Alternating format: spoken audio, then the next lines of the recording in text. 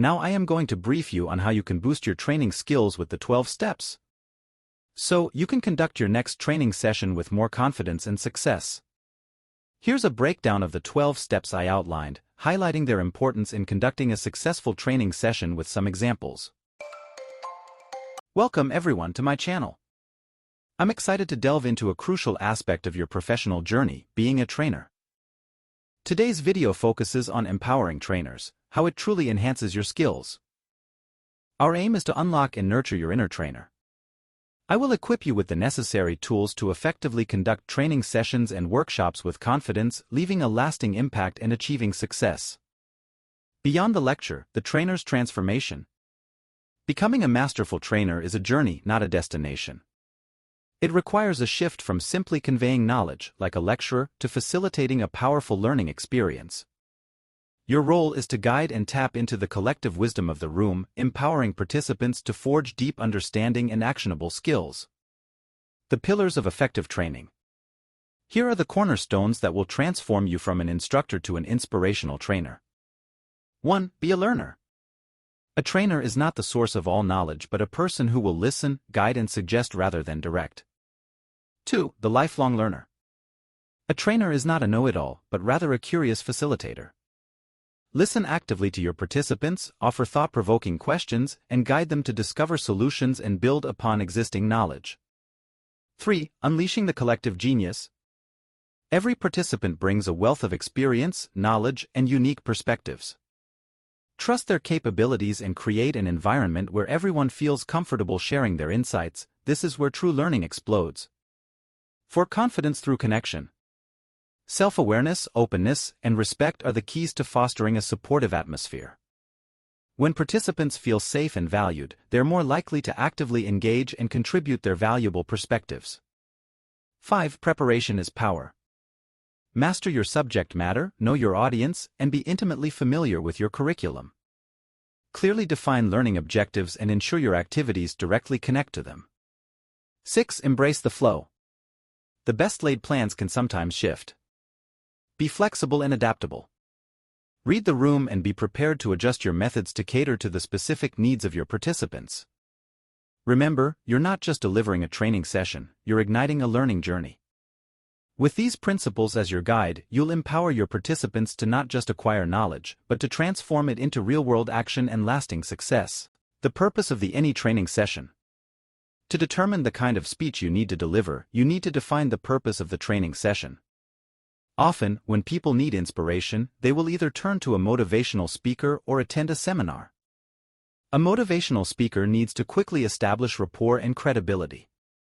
Think of online talks by management gurus Tony Robbins or Simon Sinek, who do this so effectively. They are viewed by millions for a reason. Whether that's the sort of speech you'd like to make or if you're attempting something more casual, here are 3 critical components that will help you connect to the audience. 1. Interest. 2. Inform. 3. Motivate. 1. Interest. A professional speech needs to be interesting for the audience. For this, it must be relevant. The speaker must have established their expertise, and the audience must be keen to hear what they bring to the table. 2. Inform. Research your subject as much as you can. It is very important that a good professional speech needs to be logical and orderly. Express a simple idea clearly and concisely, backed up with data where necessary. 3. Motivate. As we've seen, it is very important for a good professional speech to motivate the audience.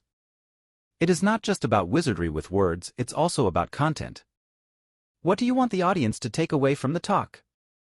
Tell them how it's possible and inspire them to go out and do it. Identifying the purpose of your speech will help you connect with your audience and deliver an impactful message. Now, we share some very important statistics facts, which you should know before we proceed. Fact number 1. Anxiety. Do you know that 20% to 85% of people experience anxiety when they need to speak in public? Fact number 2. Pre-speech anxiety. 75% of people suffer from speech anxiety prior to giving a presentation or public speech. That is 3 out of 4 individuals suffer from pre-speech anxiety. This makes our nerves normal. Fact number 3. Start strong. Your first 15 seconds matter. You only have one chance to make a good first impression, and that first impression is formed within 15 seconds. So look good, look confident, adopt peak physiology, start strong, lay the foundation, and you will do a great job. Fact number 4, introduction. As a rule of thumb, your introduction should take up about 10% of your total presentation time. Use this time to build rapport and connect with your audience. This is how you develop trust. Use this time to outline the problem or the issue that you will be talking about and gain buy-in from the audience. This is where you outline your presentation and the points you are going to cover. Fact number 5, eye contact. Eye contact is so important when public speaking, and 3 seconds is the sweet spot when looking at someone. If you look for too short a time, then you are seen as shifty and maybe dishonest. If you look for too long at a person, then you will be seen as staring and, in the worst case, as creepy. You also need to keep your peripheral vision going at the same time so you can read and respond to anything else that is happening in the room. Fact number 6, body language. The University of California, Los Angeles, UCLA, campus found that when people are speaking, approximately 7% of the message comes from the words, 36% of the message comes from your voice, and 57% of the message comes from your nonverbal communication. So, nonverbal communication is even more important than people realize. Fact number 7, tell stories. If you speak to people and just tell them some facts, there is a 5% to 10% retention rate of the information. If you now add some visual material and images, then retention can increase to 25% to 30%. If you tell a story with examples and emotion and it is engaging, then retention increases to 65% to 75%. Fact number 8, attention span. The average audience attention span is only 8 to 10 minutes. Therefore, as speakers, we need to do something new or different every 8 to 10 minutes to re-engage and wake up our audiences.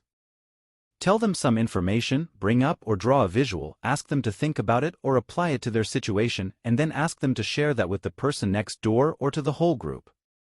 Fact number 9, finish on time. 100% of audiences will appreciate you as a speaker ending on time. No one appreciates a speaker who goes over time, speaks into another speaker's time, or puts the whole meeting or conference behind schedule. Going over time is a big no-no. Fact number 10, professional help. Only 8% of those people who have public speaking fear seek professional help to become more confident and effective. This is despite the documented negative impact poor public speaking can have on your long-term career and income. Remember, each of these insights serves as a cornerstone for your growth and effectiveness as a trainer. Let's embrace them with enthusiasm and commitment to excellence.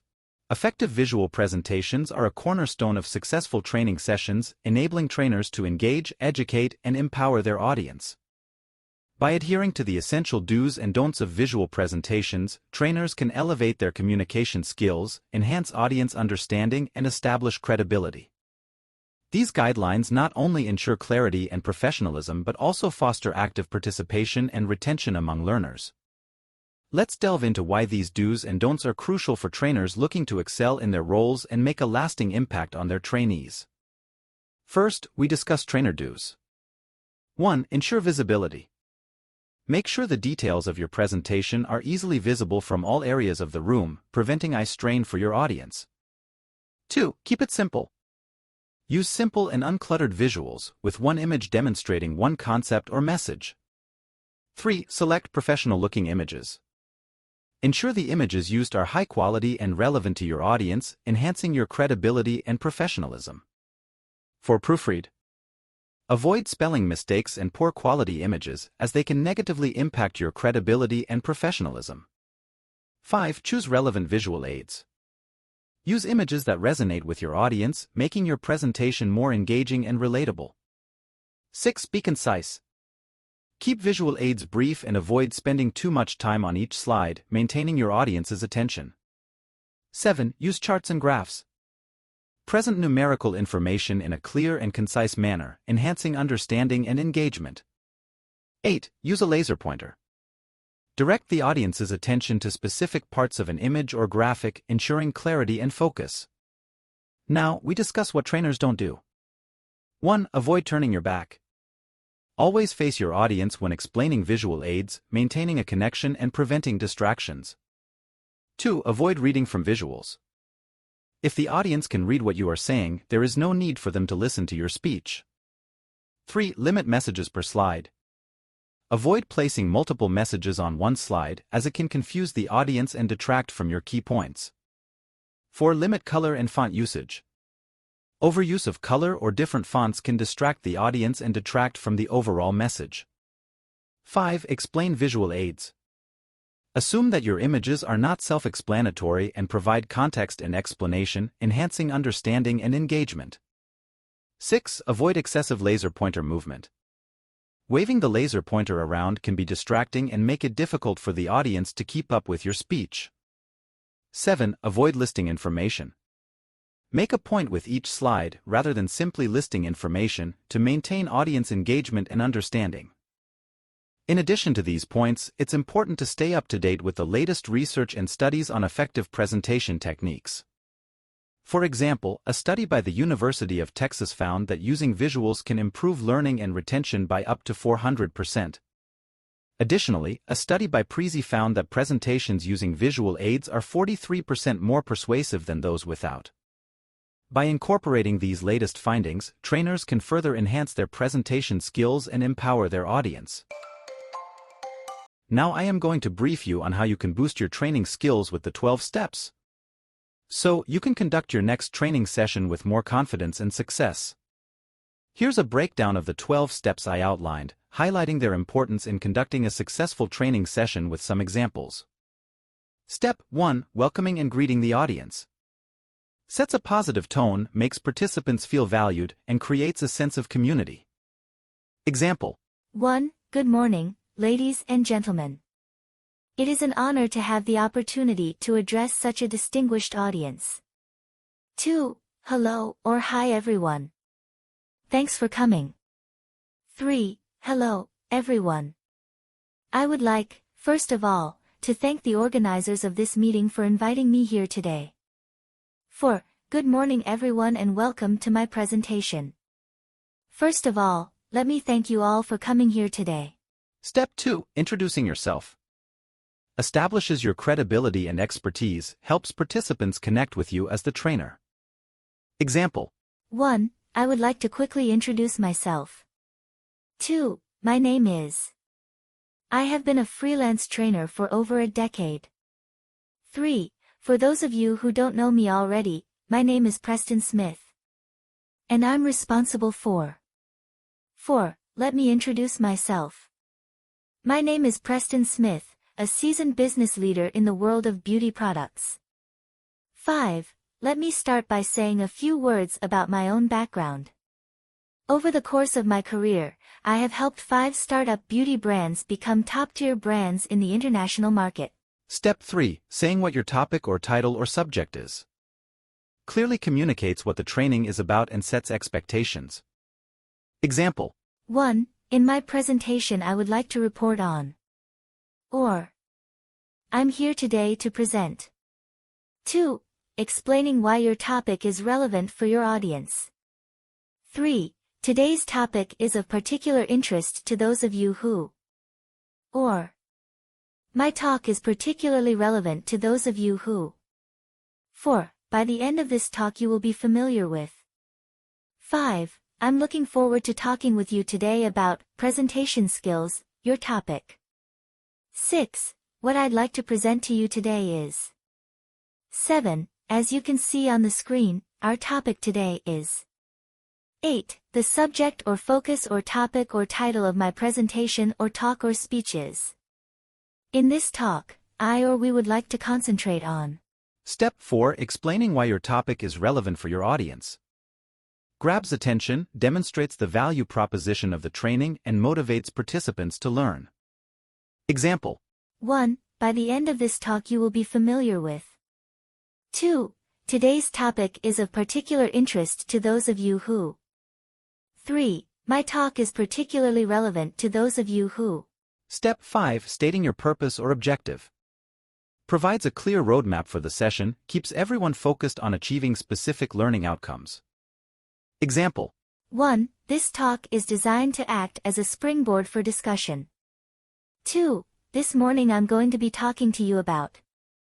or telling you about, or showing you how to deal with, or taking a look at the recent development in, or reporting on the results of the study we carried out. 3. What I'm going to do, or what I intend to do is describe to you, or show you, or tell you about. 4. The purpose, or objective, or aim of this presentation is to. 5. Today I'd like to give you an overview of. 6. I'd like to update you on, or inform you about, or put you in the picture about, or give you the background to, or present the results of my research. 7. During the next 2 hours we will be. Step 6. Participants' expectations. Encourages active participation, clarifies any uncertainties, and ensures everyone is on the same page. 1. Ask participants their expectations of this training and write them on the flip chart. 2. Identify any expectations that are outside the scope of the workshop. 3. Compare the expectations to the objectives of the training. 4. Remind participants during the workshop to check if their expectations are being met. Step 7. Presenting the outline or organization or structure of your presentation. Creates a sense of order, helps participants follow along, and allows them to anticipate what's coming. Example. 1. The subject can be looked at under the following headings. 2. We have organized this talk in the following way. 3. This presentation is structured as follows. 4. This talk will cover 2 current theories on the topic of. 5. I've divided my presentation into 3 main parts. 6. In my presentation I'll focus on 3 major issues. 7. We thought it would be useful to divide our talk into 3 main sections. 8. We can break this area down into the following fields. Step 8. Sequencing. Ensures a logical flow of information, builds upon knowledge progressively, and optimizes learning. Example. 1. So, I'll begin by filling you in on the background to, or bringing you up to date on, or giving you an overview of the history of, or making a few observations about / outlining. And then, I'll go on to highlight what I see as the main points of, or put the situation into some kind of perspective, or discuss in more depth the implications of, or take you through, or make detailed recommendations regarding. 2. One thing I'll be dealing with is the issue of, and then I'll end with, or, and finally, I'd like to address the problem of, or to raise briefly the issue of. 3. My first point concerns. 4. I'll begin, or start off by. Then I'll move on to. Then or next. After that, I'll be looking at. 5. First, or first of all, or I'd like to give you an overview of. Secondly, or then or next, or I'll focus on. Thirdly, or and then, we'll consider. Finally, or lastly, or last of all, or I'll deal with. Step 9. Timing. Keeps the session on track, avoids information overload, and allows for Q&A and activities. Example. 1. It will take about 30 minutes to cover these issues. 2. This should only last 20 minutes. 3. My presentation will take about 4 hours. Step 10. Handouts. Provides reinforcement and reference materials, reinforces key learning points, and helps participants continue learning after the session. Example. 1. I can email the PowerPoint presentation to anybody who wants it. 2. Don't worry about taking notes. I've put all the important information on a handout for you. 3. Does everybody have a handout? Or brochure or copy of the report? Please take one and pass them on. 4. I'll be handing out copies of the slides at the end of my talk. Step 11. Questions and answers. Encourages clarification, fosters active participation, and allows you to gauge understanding.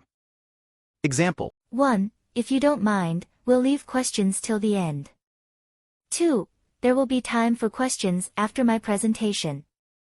3. If you have any questions, feel free to interrupt me at any time. 4. Please interrupt me if there is something which needs clarifying.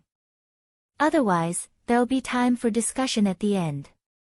5. If you have any questions you'd like to ask, I'll be happy to answer them.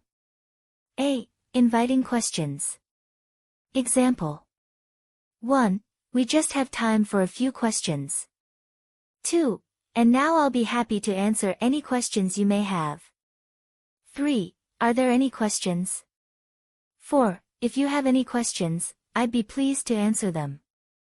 B. Clarifying questions. Example. 1. So, if I understood you correctly, you would like to know whether. 2. If I could just rephrase your question. You'd like to know. 3. Let me just check that I have understood your question. You're asking. 4. I'm afraid I didn't quite catch that. 5. I'm sorry, could you repeat your question, please? C. Checking whether the questioner is satisfied. Example. 1. Can we go on? 2. Is that the kind of information you were looking for? 3. Does that answer your question? D. Responses to good questions. Example. 1. That's a very good question. 2. That's interesting. 3. Good point. E. Admitting you don't know. Example. 1. Interesting question.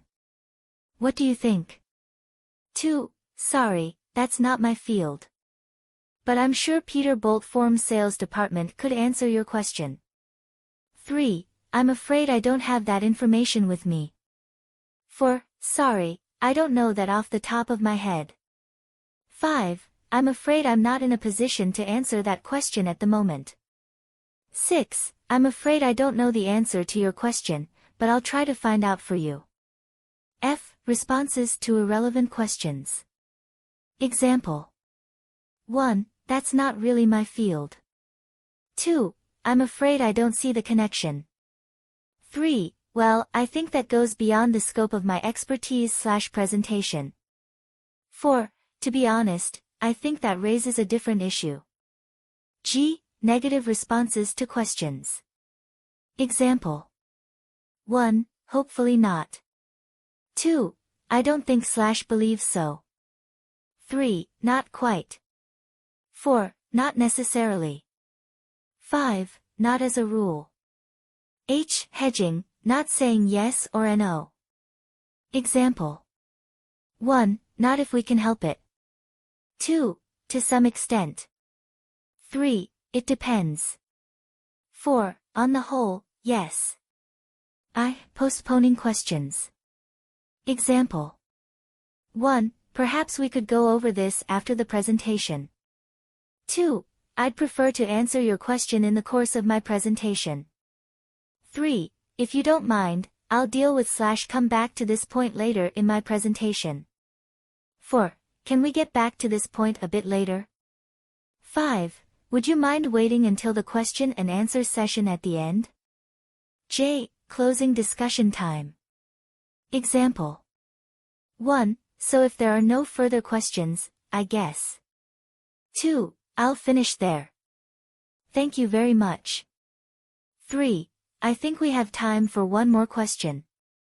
4. If there are no other questions, I'll finish there. Thank you very much. Step 12. Conclusion. Summarizes key takeaways, reinforces learning objectives, and leaves participants with a sense of accomplishment. A. Indicating the end of your presentation. Example. 1. As a final point, I'd like to. 2. Finally, I'd like to highlight one key issue. 3. That completes my presentation. 4. I'm now approaching. Or. nearing the end of my presentation. 5. Well, this brings me to the end of my presentation or talk. 6. That covers just about everything I wanted to say about. B. Summarizing points. Example. 1. I'll briefly summarize the main issues. 2. Therefore or thus. Or. On this basis or given this, it can be concluded or deduced or inferred that. 3. From the table. Or. Figures. Or. Data. Or. Results. Or. Information, it can be seen. Or. Concluded. Or. Shown or estimated or calculated that. 4. Let me just run over / through the key points again. 5. To conclude. Or. In conclusion, I'd like to. 6. In short. Or. In a word. Or. In a nutshell. Or. In brief. Or. To sum up. Or. To summarize, it is generally. 7. Widely accepted. Or. Argued. Or. Held or believed that. 8. First we looked at, and we saw that. Then we considered, and we argued. C. Making recommendations. Example. 1. In my opinion, we should. 2. Based on the figures we have, I'm quite certain that. 3. We'd suggest. 4. We therefore strongly recommend that. D. Close. Example. 1. I hope you will have gained an insight into. 2. Unless anyone has anything else to add, I think that's it. Thanks for coming. 3. Thank you for your attention. 4. Before I stop. Or. Finish, let me just say. 5. Thank you for listening. With these 12 steps as your compass, you're well on your way to leading transformative training sessions. Remember, you have the power to ignite a spark in your participants, empowering them to not just acquire knowledge, but to transform it into real-world action and lasting success. So, take a deep breath, step into that training room with confidence, and get ready to make a positive impact. Embrace the opportunity to empower them with new skills, knowledge, and confidence. The world needs your unique brand of training magic. Go out there and shine. Go forth, inspire, and guide your audience to success.